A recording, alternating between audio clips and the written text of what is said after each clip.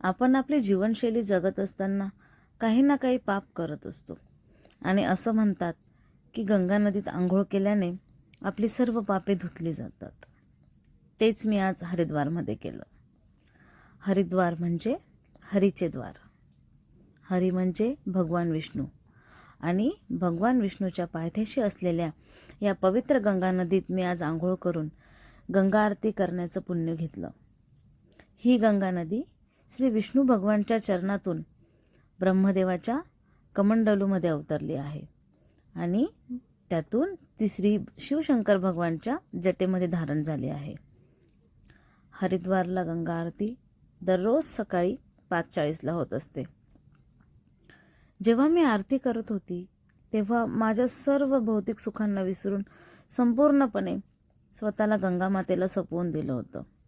तेव्हा मी अनुभवलं की जितका आनंद मला माझ्या भौतिक सुखात होतो त्यापेक्षा खूप जास्त पटीने परमार्थात होतो।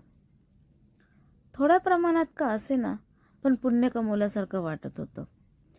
खूप सुंदर असा क्षण होता जेव्हा मी माता गंगाची आरती करत होते। तुम्हाला जर माझा हा व्हिडिओ आवडला असेल तर माझ्या चॅनलला जाऊन मला सबस्क्राईब करा आणि नक्की लाईक करा। आणि हो, जर खरंच तुमच्या नशिबात असेल तर एकदा तरी गंगा मातेचं दर्शन घेऊन आंघोळ करून गंगा आरती करण्याचं पुण्य कमवा।